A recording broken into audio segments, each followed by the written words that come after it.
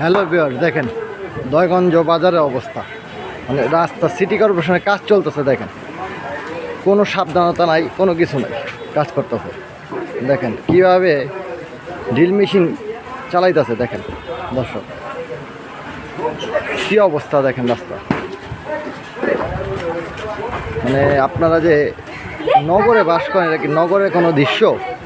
এত উন্নয়ন, প্রতি বছর বছর কাটতে হয় আর পাইপ বসাতে হয়। দেখেন কোনো সাবধানতা নয়। যদি ড্রিল মেশিনটা কোনো কারণে হাত থেকে ফল করে মানুষের গায়ে লাগবে, আপনারাই বলেন লাগবে কি লাগবে না।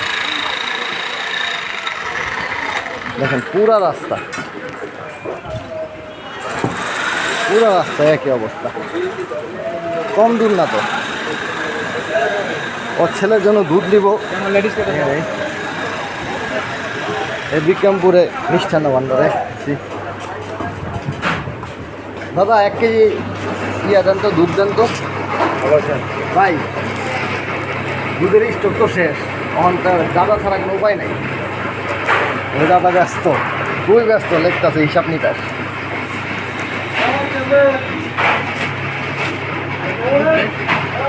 এই যে দাদা লেখতেছে হিসাব নিকাশ।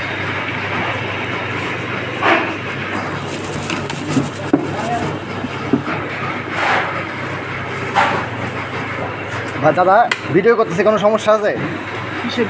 এমনি মানে শখ কইরা, এই যে একটা আসলাম, দেখা গেলো যে একটা জিনিস করতেছি, এই জিনিসটা আর কি স্মৃতি হিসাবে রেখা দিই।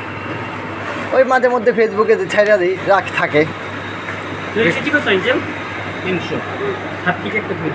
এখনও মনিটাইজেশন পাই নাই, মানে চাইও নাই, ঠিক আছে, দেইও নাই।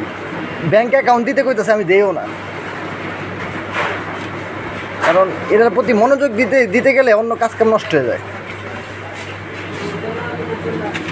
এই যে দাদা লিখতেছে, কত দাদা? 95। দাদা আমি যাবো, দাঁড়ান। দাদা এলো, এই যে দাদা টাকা নিলাম দুধ নিয়ে।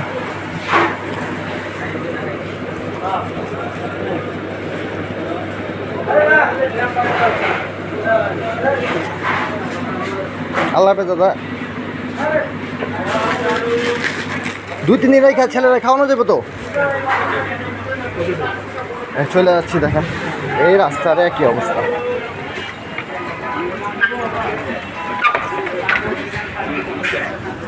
আল্লাহ হাফেজ দিও, দেখেন দেখা হবে। লাইক শেয়ার ফলো দিয়ে রাখেন, আপনাদের ভালোবাসাই শুধু চাই। ভালো আছো? আল্লাহ হাফেজ।